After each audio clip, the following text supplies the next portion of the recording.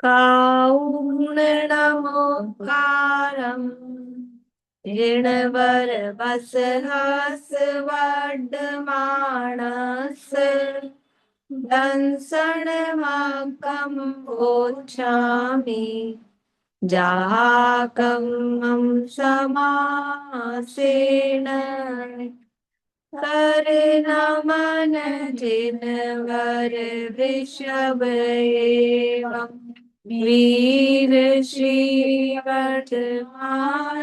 को संक्षिप्त दिग्दर्शन यथाक्रम करूं दर्शन मार्ग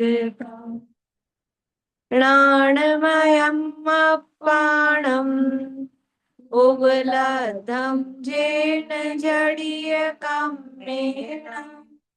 चैयूलय परदवम् नमो नमो तस्य देवस्य नमयूणयतं देवम् अनन्तवर्णान् दंसनं सुतम् वोच्छं परमपाणम् परं पयं परम जो वीरम् परद्रव्य को परित्याग पाया ज्ञानमय निज आत्मा सद्भाव उनको रमन निष्काल में जो परमात्मा परम पद चित शुद्ध अपरिमित ज्ञान दर्शन पाए प्रभु पूर्ण मन कर योगी जन परमात्म का वर्णन करो। अष्टपाहुर नामक ग्रंथ है, आचार्य भगवान कुंद कुंद देव द्वारा रचित। इसमें छठवा मोक्ष पाहुड़ अपना चल रहा है और इसमें मोक्ष अर्थात परमात्मा बनना।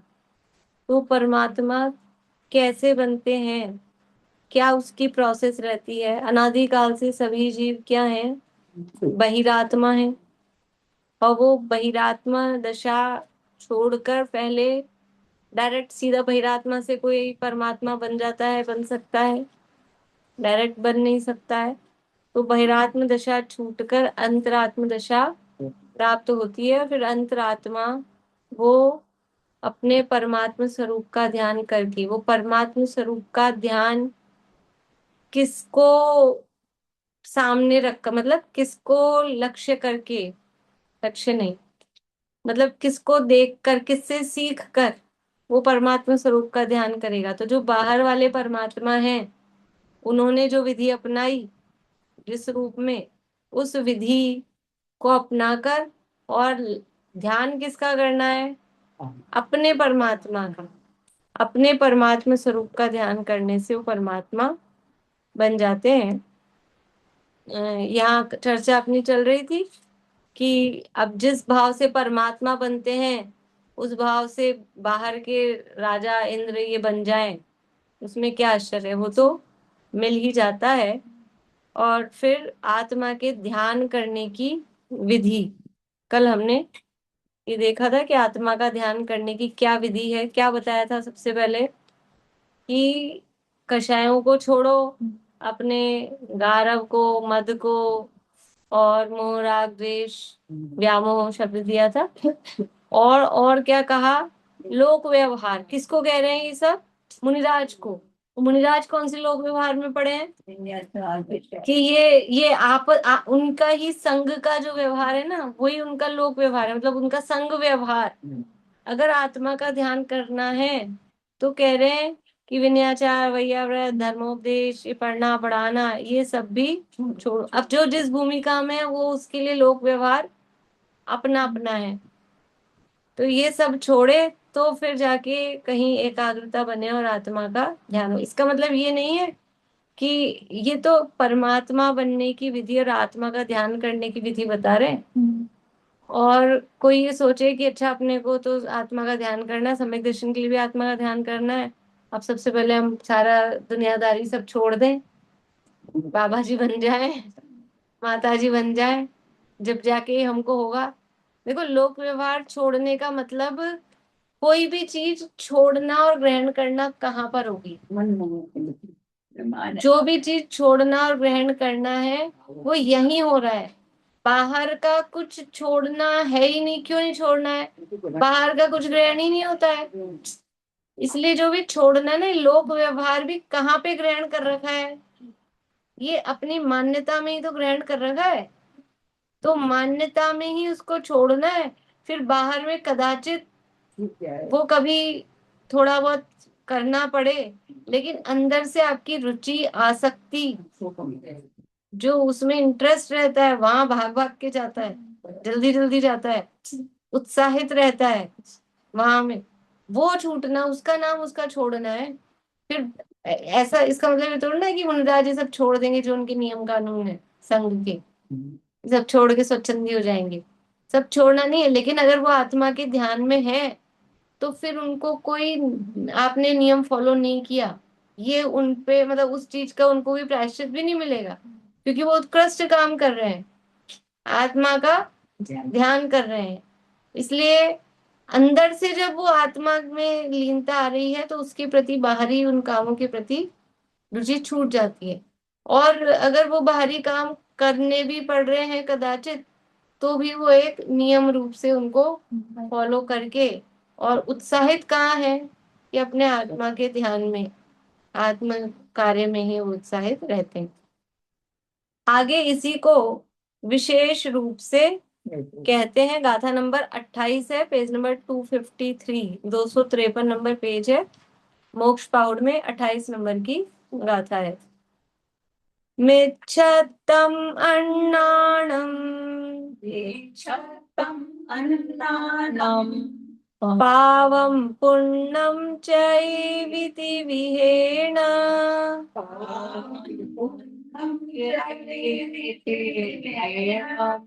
मोणव्येण जोयि,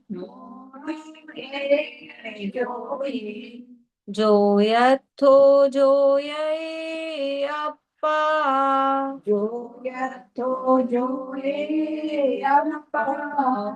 मिच्छतम् अन्नाणं पावं पुण्यं चैविति विहेण, मिच्छतम अन्नानम, पावं पुण्यं चेति मोणव्येण जोयि, जो यथो जोयये अप्पा, मोरावेण जोई, जो यथो जोये अप्पा। मिच्छतम यानी मिथ्यात्व, अन्नानम अज्ञान, पावम पाप, पुण्यम पुण्य, चैवी यानी उसको छोड़कर, त्याग करके, विहेण तीन विधि से, तीन प्रकार से, मिथ्यात्व, अज्ञान, पाप, पुण्य, इनको तीन प्रकार से छोड़कर, मौणव्ययन, मौणव्ययन यानी मौन व्रत के द्वारा, जोई यानी योगी, जो यथो यानी योग में स्थित, जो ये यानी करता है वो, अप्पा यानी अपना, वो अपना ध्यान करता है, जो योगी है, मुनि है। योगी किसको कहते हैं? ध्यान करने वाले को योगी, हाँ, मतलब ध्यान करने वाले की अपेक्षा योगी शब्द रहता है। जैसे मुनि किसको कहते हैं? तो मनन करने वाले को मुनि कहते हैं। ऐसे योगी यानी योग मतलब ध्यान की प्रधानता जिसमें दिख रही हो। तो जो योगी है, ध्यानी है, ऐसा जो मुनि है, वो मिथ्यात्व, अज्ञान, पाप, पुण्य को तीन प्रकार से, कैसे तीन प्रकार से? मन से, वचन से और काया से।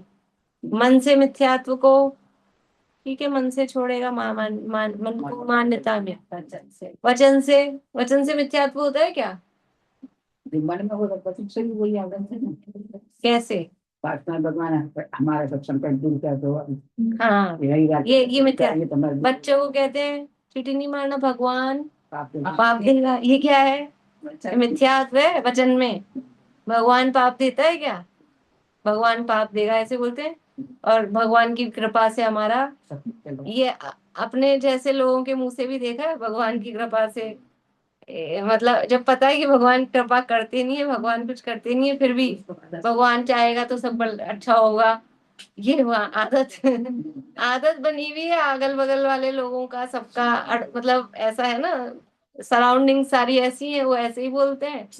तो हम भी विचार नहीं करते। वचन में मिथ्यात्व, मन में तो नहीं है मिथ्यात्व, लेकिन वचनों में ऐसा मिथ्यात्व चलता रहता है।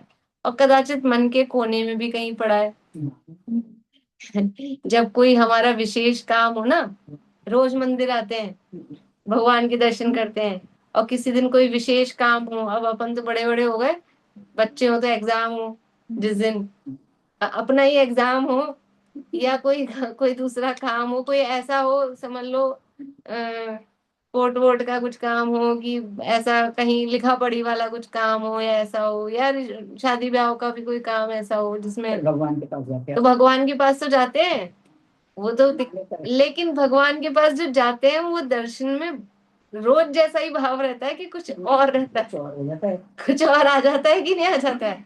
ये आज हमारा काम है इतना बढ़िया हो जाए, जब पता है कि भगवान कुछ करने वाले हैं नहीं, यार रोज भी नहीं करते थे, आज भी नहीं करेंगे, फिर भी वो मन में, ये मन में कहीं ना कहीं छुपा रहता है। ये मन का मिथ्या तो वचन का मिथ्या तो, और काया में तो समझ लो शरीर को अपना मानना, ये वाला मिथ्या तो, ग्रहित मिथ्या तो बाहर में इधर उधर के काम कर रहे हैं, बाहर से ही समझ लो छोटे देवी देवता को मान रहे, पूज रहे हैं, या फिर जैन बन के भी कुछ इस तरह की नवीन मान्यताएं ग्रहण कर ली है।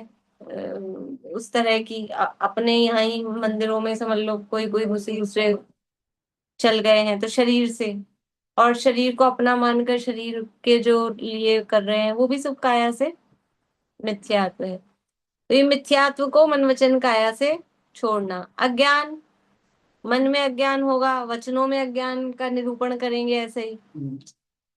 जो मिथ्यात्व है वही अज्ञान है वास्तव में। ये तो अलग अलग बताने के लिए बताया है काया से। इसी तरह से पाप पुण्य, पाप पुण्य को छोड़ने का मतलब क्या है? पाप भी छोड़ देंगे और पुण्य भी छोड़ देंगे, तो फिर संसार में जब तक है जीव तब तक पाप पुण्य बंधेगा, उदय में भी आएगा, सत्ता में भी रहेगा कि नहीं बताओ? 14वें स्थान के अंत तक है ना कर्म प्रकृतियों की सत्ता। तो उदय भले ही आप मत कहो, बंद मत कहो, लेकिन कुछ ना कुछ तो है ही। तो पाप पुण्य को कैसे मन वचन का ऐसे छोड़ेंगे? इसमें जो इष्टपना मांग रहा है, हाँ, इष्टपना। ये इष्ट अनिष्टपना, ये पाप अनिष्ट है, पुण्य इष्ट है। ये मन में मान्यता, ये वचन से मानना, और काया से भी उसी रूप उसको मानना, ये पाप पुण्य। वरना चलो पाप तो छोड़ देंगे काया से और वचन से, मन से, अब पुण्य भी छोड़ देगा आदमी और मोक्ष हुआ नहीं है, तो इन दोनों के बिना हवा में कैसे रहेगा? कुछ ना कुछ तो चलेगा ही ना वो, जब तक है संसार में। तो मन वचन का ऐसे छोड़ने का मतलब वही है कि उनको उपादेय मानना, उसमें इष्टनिष्ठ की बुद्धि रखना, वो छोड़ना। ये छोड़कर मौन व्रत के द्वारा ध्यान में स्थित होकर आत्मा का ध्यान करता है। ध्यान करने के लिए बातें करते करते ध्यान हो जाएगा कि नहीं? आप लोग बातें करते करते हम तो ध्यान में चले जाते हैं, ऐसा कोई कहो कि जब ध्यान में गए तो बातें नहीं हो रही? अगर कभी कदाचित जैसे कोई लोग, कुछ लोगों को बैठे बैठे नींद आ जाती है, बातें करते करते नींद आ जाती है कुछ लोगों को, तो बातें करते करते नींद आ गई का मतलब आप समझो भाई वो ध्यान में चले गए। तो जिस समय वो नींद आई ना, उस समय नींद ही आ रही है ना, बात तो नहीं कर रहे ना। हाँ, अरे वो नहीं, उदाहरण दे रही हूँ मैं, उदाहरण दे रही हूँ। तो उस समय नींद आ गई तो चुप हो गए कि नहीं? मौन, चुप हो गए ना, तो वो चुप हो गए, भले ही व्रत नहीं लिया लेकिन वो चुप हो गए। तो ऐसे ही आत्मा का ध्यान करेगा तो मौन व्रत लिया नहीं, मतलब बातें करते करते आत्मा का ध्यान कैसे कर सकता है? व्रत लेने का मतलब अलग से कोई जाके व्रत ले, अब मैं मौन व्रत लेता हूँ और फिर आत्मा का ध्यान करता हूँ, ऐसा नहीं है। जैसे ही आत्मा के ध्यान में लीन हुए, वो अपने आप मौन व्रत हो ही जाता है, वो मौन व्रत अपने आप हो जाता है।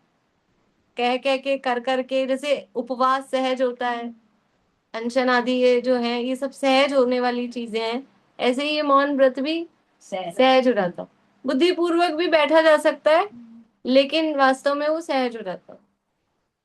तो मौन व्रत के द्वारा ध्यान में स्थित होकर आत्मा का ध्यान करता है। भावार्थ, कई अन्य मती योगी ध्यानी कहलाते हैं, इसलिए जैन लिंगी भी किसी द्रव्य लिंग के धारण करने से ध्यानी माना जाए तो उसके निषेध के निमित्त इस प्रकार का है। कोई बाहर से बस हम योगी हो गए, तो योगियों के उनके यहाँ योगी का क्या चिन्ह है?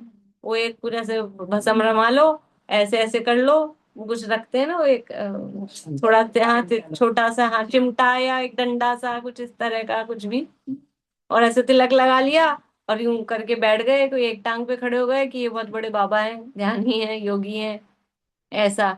तो ये जो कह रहे हैं अन्यमति योगी ध्यानी कहलाते हैं। ऐसे कोई जैन लिंग भी कोई बाहर से कोई द्रव्य लिंग धारण कर ले और ध्यानी हो जाए, उसका निषेध के लिए, इसलिए मन वचन का ऐसे छोड़ने की बात करें। काया से भी आप खाली ये कर लोगे, मिथ्यात्व और है, ये अज्ञान और है कि इस तरह से आपने कुछ कर लिया, उसके निषेध के निमित्त इस प्रकार कहा जाता है कि मिथ्यात्व और अज्ञान को छोड़कर आत्मा के स्वरूप को यथार्थ जानकर सम्यक श्रद्धांतो जिसने नहीं किया, उसके मिथ्यात्व अज्ञान तो लगा रहा, तब ध्यान किसका हो? सम्यक ज्ञान के बिना ध्यान नहीं हो सकता। सम्यक ज्ञान के बिना, वास्तव में तो ज्ञान के बिना ध्यान नहीं होता, लेकिन यहाँ अ, किसका ध्यान करना है? कि आत्मा का ध्यान। तो आत्मा के सम्यक ज्ञान के बिना आत्मा का ध्यान कैसे करें? क्योंकि ध्यान किसे कहते हैं?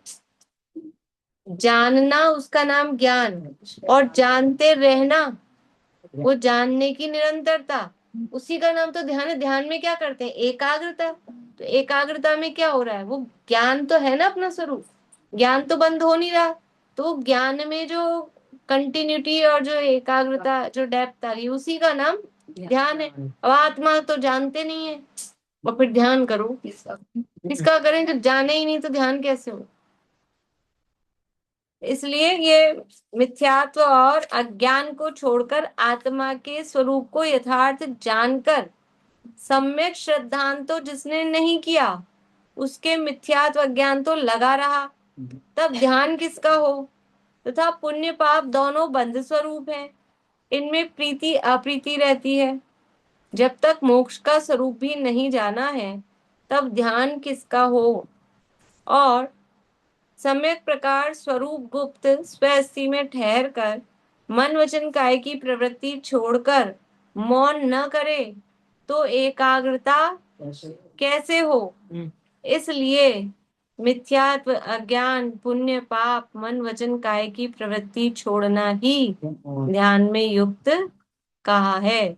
मन वचन काय की प्रवृत्ति भी चल रही है, मन चंचल हो रहा है, वचन से बोल रहे हैं, काया से हिल रहे डुल रहे हैं, तो वो फिर ध्यान कैसे हो सकता है? सामायिक के लिए ही वो सारे रत्नगंज शावकाचार्य में दिए ना, कि पर्यंक आसन में बैठ जाए, स्थिर हो जाए, और चोटी भी बांध ले, बाल भी उड़ नहीं रहे हो, और ये सारा, ये सब भी बाहर में नहीं हो, और फिर वो कहे कि हम ध्यान कर रहे हैं, ध्यान भटकता रहता है। इतनी तो अपने को है नहीं समाई, जरा सा मच्छर आ जाए, बाल ही उड़ उड़ के आ रहा हो बार बार में, तो वो ध्यान में एकाग्रता नहीं हो सकती। इसलिए वो पूरी बाहरी सामग्री सारी दी है, केशों को बांध ले, कपड़ों को सही कर ले अच्छे से, और एकाग्र होके बैठे। तो ऐसे ही ये बाहर में मन वचन काया की प्रवृत्ति चल रही हो और मन में एकाग्रता नहीं हो, तो लोक व्यवहार ज्यादा होगा तो मन में एकाग्रता नहीं हो। ये सब छोड़ के फिर आत्मा का ध्यान करने से मोक्ष होता है। गाथा और पद्यानुवाद। मिच्छतम अन्नाणम पावम पुण्यम चैविति विहेण मोणवैण जोई जोयत्थो जोयये अप्पा मिथ्यात्वैवं पाप पुण्य अज्ञान तज मन वचन से अरे मौन रह योगस योगी आत्मा को ध्यावते। आगे ध्यान करने वाला मौन धारण करके रहता है, वह क्या विचार करता है, यह कहते हैं। जम्मयादिसदेरूपम्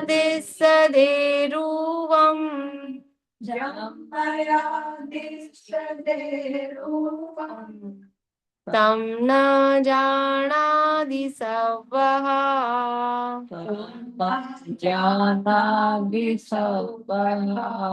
जाणगं दिसदेणेव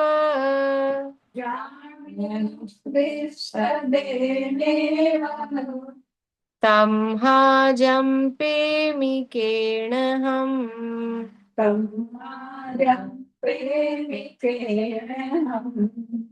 जम्मयादिसदेरूपं तं न जानादि सवः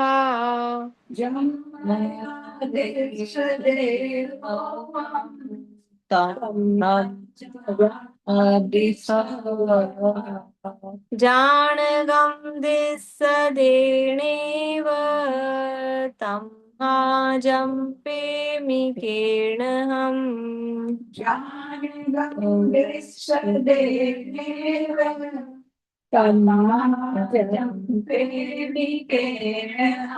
तो याद करने जैसी गाथा है, याद नहीं मतलब वास्तव में विचार करने की, चिंतन करने की, ध्यान करने की जैसी गाथा है।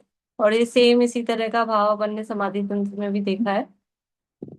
जम मया, जम यानी जो, मया यानी मुझे, जम यानी जिस, मया यानी मैं, या जिस सदे दिखाई देता है, यानी जो मुझे दिखाई देता है, क्या रूपम, जो रूप, जो रूप मुझे दिखाई देता है, तम वह, न यानी नहीं, जानादि जानता है, सब वहा सर्वथा यानी कुछ भी, जो रूप मुझे दिखाई दे रहा है वो कुछ भी नहीं जानता है। मुझे जो दिखाई दे रहा है, मुझे क्या दिखाई दे रहा है, अभी उदाहरण में मुझे स्क्रीन दिखाई दे रही है, मैं किसको सुना रही हूँ, स्क्रीन को सुना रही हूँ। अभी तो यहाँ तो आप बैठो, दिन में तो केवल स्क्रीन ही होती है। तो मेरे को जो दिखाई दे रहा है वो जानता है क्या, वो नहीं जानता है। जानगम यानी जानने वाला, ज्ञायक, और दिसदे यानी देखने वाला, न एव नहीं है, तम्हा इसलिए, जम्पेमी बात करूं, केन यानी किससे, हम यानी मैं। जब जो जानने देखने वाला है ही नहीं तो फिर मैं किससे बात करूं।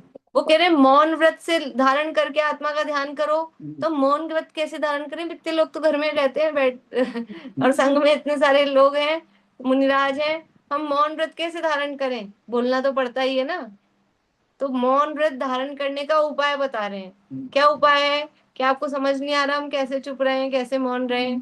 तो कह रहे हैं कि ये सोचो, बोलू किससे, किससे बोलूं, जो दिख रहा है वो सुनता समझता नहीं है ना। इसलिए बोलने के लिए दो तो चाहिए ना सामने वाला, और कोई सुनने समझने वाला हो तो बोले। अभी समझ लो पुतला ही खड़ा हो, कितनी बातें करोगे उससे। अरे किसी की सेवा करने के लिए भी कहो ना कि बीमार आदमी है और इनको पाठ सुनाओ, तो वो जग रहा होगा, सुन रहा होगा, जब तक तो अपने को भाव रहते हैं कि हाँ, और वो सो गया तो क्या कहेंगे, अरे तो सो गए अब किसको सुनाए। यद्यपि वहां तो बेहोशी में हो, कोमा में हो, तो वहां वो एक अलग है। लेकिन अभी उदाहरण के लिए बोले, माता लोरी सुना के बच्चे को सुलाती है, कब तक सुनाती है लोरी, जब तक वो सुनने वाला होता है। जब लगा इनको नींद आ गई तो क्या गाती रहती है क्या, चुप हो जाती है, किससे बोलूं अब, सो गए। फोन पे बात कर रहे थे अपन किसी से, और बात करते करते पता लगा सामने वाले, कई बार तो होता है अपने को मालूम नहीं पड़ता, और फिर वो फोन सामने वाले का कट गया, बंद हो गया, हम बोले जा रहे हैं, फिर जैसे हमको पता लगा कि तू सामने से कोई रेस्पॉन्स ही नहीं आ रहा, उसको आवाज ही नहीं पहुंच रही, फिर क्या होता है, उसके बाद एक शब्द भी बोलते बंद कर देते हैं। भाई इतना मूर्ख तो कोई नहीं है ना ये अकेला जबरदस्ती की बात करता रहे, ऐसा। तो ये इसलिए मौन धारण करो कि जो मुझे देखो, अर्थ देखिए, जिस रूप को मैं देखता हूँ वह रूप मूर्तिक वस्तु है, जड़ जड़ है, अचेतन है, सब प्रकार से कुछ भी जानता नहीं है, और मैं ज्ञायक हूँ, अमूर्तिक हूँ। यह तो जड़ अचेतन है, सब प्रकार से कुछ भी जानता नहीं है, इसलिए मैं किससे बोलूं, मैं किससे बोलूं? मुझे जो दिख रहे हैं तो सब पुद्गल ही पुद्गल दिख रहे हैं, इस जीव का दिख रहा है, तो मैं किससे बोलूं? जिसको मैं बोल रहा हूँ वो सुन नहीं रहा है। देखो यहाँ तो, यहाँ भी हम क्यों बोल रहे हैं? क्योंकि हमको अनुमान से चेतना का ज्ञान है कि ये चैतन्य है। अकेली स्क्रीन चला के कौन बोलता है? वो तो यूट्यूब पे करते हैं प्रवचन, वो तो उनको तो कोई सामने भी नहीं दिखता। अकेली स्क्रीन चला के, वो एक अलग बात है, लेकिन वहां भी ये विश्वास है ना कि कुछ लोग सुन रहे हैं, सुनेंगे। कुछ लोग खाली वीडियो बना बना के डालते हैं, वो भी कब डालते हैं कि भाई कोई सुनेगा, कोई देखेगा। अकेले कौन बोलता है ऐसे जबरदस्ती? अकेले तो कोई नहीं बोलता है। ये यहाँ कहना है भावार्थ। यदि दूसरा कोई परस्पर बात करने वाला हो तब परस्पर बोलना संभव है, किंतु आत्मा तो अमूर्तिक है, उसको वचन बोलना नहीं है। और जो रूपी पुद्गल है वह अचेतन है, किसी को जानता नहीं, देखता नहीं। इसलिए ध्यान करने वाला विचारता है कि मैं किससे बोलूं, इसलिए मेरे मौन है। कभी कभी ऐसा होता है, किसी से कोई बात हो जाए, समझ लो घर में, तो फिर है ना, अपन इधर मुंह करके कुछ कुछ बोल रहे हैं, समझ लो, और पता लगा कि सामने वाला तो चल गया, निकल गया। और ये हम बोले ही जा रहे हैं। फिर क्या ध्यान आता है, अरे किससे बोले, वो तो गया। जिसको आप सुना रहे थे कुछ भी, वो तो गया। तो अपने आप ही मौन होता है कि नहीं? वो ये अच्छा है कि एक बोलना चालू करे तो खिसक लो, तो कब तक बोलेगा अकेला आदमी? कब तक बोलेगा? अपने आप मौन होगा, और फिर थोड़ी देर बाद तो क्या होता है, वो ठंडा हो जाता है। वो जो क्रोध का आवेश होता है, थोड़ी देर रुक जाओ, ये जो उपाय बताते हैं ना अन्य कहानियों में, मुंह में पानी भर लो और ये गोली मुंह में रख लो, ये सब क्या है? कि ये सब टेम्परेरी कषाय हैं, ये स्वभाव नहीं है ना। और इनकी जो उत्तेजना आती है ये भी टेम्परेरी होती है। तो थोड़ी देर यदि, पर वो तो क्या है, वो उपाय ऐसे हैं कि वो कषायों को जीतने के लिए। लेकिन यदि कुछ बोलने से पहले, कुछ भी क्रोध में बोलने से पहले यदि विचार करें बुद्धि पूर्वक, तो अपने आप ही विचार करने लगेंगे, इतनी देर में ही वो क्रोध चला जाएगा। ऐसा बोल ली ना, गाथा नहीं, गाथा पद्यानुवाद बोलना है। जन्मयादिसदे रूपम तं न जानाति स वः, जानगं दिसदेनेव तं जम्पेमि केन हम। दिखाई दे जो मुझे वह रूप, कुछ जाने नहीं मैं करूं किस से बात, मैं तो एक ज्ञायक भाव हूँ। आगे कहते हैं कि इस प्रकार ध्यान करने से सब कर्मों के आश्रव का निरोध करके संचित कर्मों का नाश करता है। वहां तो समाधि तंत्र में तो ऐसे भी है ना, उपदेश किसको दूं, उपदेश देने के संबंध में भी, किससे बातें करूं, किसको उपदेश दूं, वो सारा। बोलिए विनीता आंटी। गाथा बिल्कुल ही मिली हुई है, उससे 18 नंबर की गाथा है। मैंने हाँ, हिंदी 18 नंबर की है। देखो लिखा है, रूप मुझे जो दिखता वह तो जड़ अनजान, जो हाँ जाने नहीं दिखता बोलू किससे बान, हाँ बातें किससे करूं। बिल्कुल यही शब्द है। हाँ, बिल्कुल। वहां उसमें दिया भी है कि मोक्ष पाउड़ की ये गाथा नंबर है, वहां नीचे कोट कोट किया होगा इस यहाँ समाधि तंत्र में। 18 नंबर की अपन ने बोली कल परसों। बना लिया, हिंदी की कापी एक अलग बना ली, तो वो हाँ याद ये हो अच्छा, जाती है, अच्छी लगती है अच्छा फिर। है। हाँ सही, फिर किताब खोलते रहो बार बार। सही है।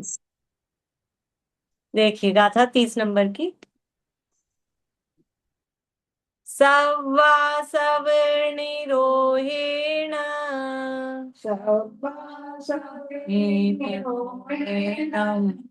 कम्मं कवदी संचिदम्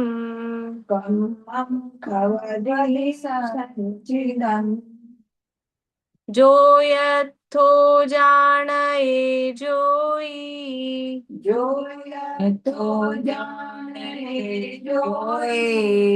जिण देवेण भाष्यम्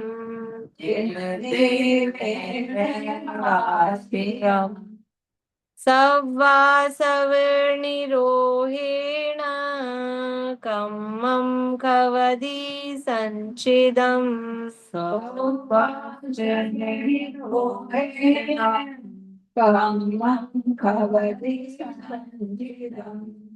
जो यत्थो जाने जोई जिण देवेण भाष्यम्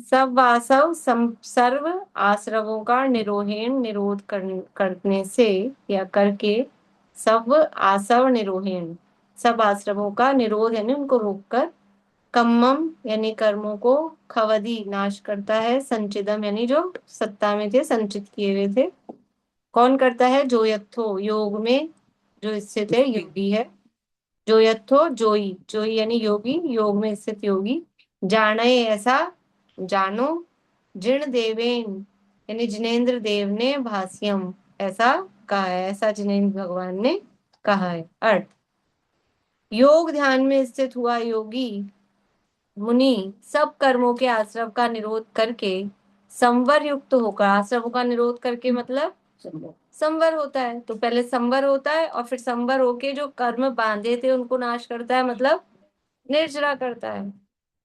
तो आश्रव का निरोध करके संवर युक्त होकर पहले के बांधे हुए कर्म जो संचय रूप हैं उनका क्षय करता है। इस प्रकार जिनदेव ने कहा है वह जानो।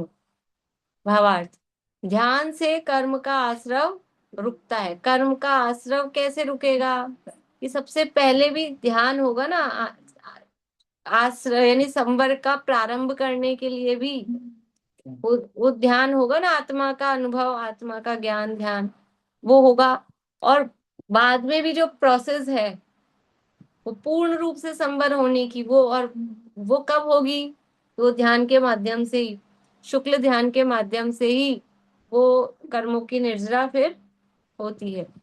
तो ध्यान से कर्म का आश्रव रुकता है। संपूर्ण आश्रव कहाँ रुक जाता है आश्रव कहाँ रुक जाता है कर्मों का पूरा इरियापद को छोड़ दो फिर बताओ 10वें तक है ना वहां रुकता है 10वें और मेजर आश्रव कहाँ रुक जाता है बड़ा 10वें तक भी थोड़े बचे हैं 8वें गुण स्थान में 36 प्रकृतियों का 15 होती है ना मेजर मतलब बहुत सारा 20 प्रकृति तो यही होगी ना प्रत्येक आत्मा में वो तो चौथे पांचवे में चली गई। ठीक है तो ध्यान से कर्म का असर रुकता है इससे आगामी बंध नहीं होता है और पूर्व संचित कर्मों की निर्जरा होती है। तब केवल ज्ञान उत्पन्न करके मोक्ष प्राप्त होता है। यह आत्मा के ध्यान का महात्म्य है। जो कर्मों का संवर और निर्जरा भी हो रही है वो भी किससे हो रही है आत्मा के ध्यान से ही है। तो ये ध्यान की महिमा बता रहे हैं कि ये जो मतलब कर्मों का नाश होगा नाश संवर निर्जरा पूर्वक ही होगा पहले आना रुकेगा फिर थोड़े थोड़े नष्ट होंगे तभी तो पूरे नष्ट होंगे। तो ध्यान से ही ये संवर निर्जरा मोक्ष की प्राप्ति होती है ऐसा कह रहे हैं। सव्वासवनिरोहेण कम्मं कवदी संचिदम् जो यत्थो जाने जोई जिण देवेन भाष्यम् सर्वाश्रमों के रोध से संचित करम खप जाए सब, जिन देव के इस कथन को योगस योगी जानते। इस तरह हम भी ये मन वचन काय की एकाग्रता पूर्वक आत्मा के ध्यान करें, संवर निशा मोक्ष की प्राप्ति करें। इसी भावना से पूरा करें। रे जीव तू अपना स्वरूप देख तो आहा, दृग ज्ञान सुख वीर का भंडार है भरा। नहीं जन्मता मरता नहीं शाश्वत प्रभु कहा, उत्पाद वह होते हुए भी द्रव्य ही रहा। रे जीव तू अपना स्वरूप देख तो आहा, दृग ज्ञान सुख वीर का भंडार है ब्रह्मा।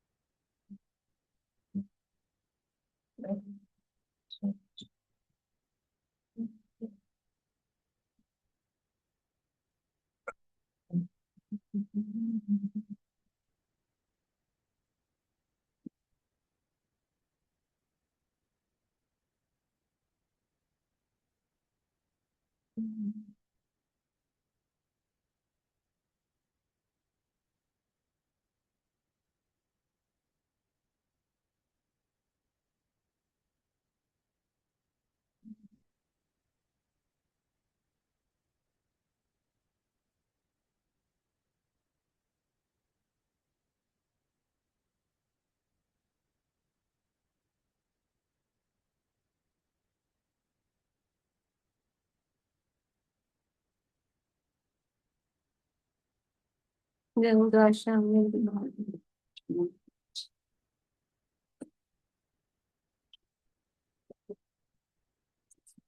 जय श्री हरि को। चलिए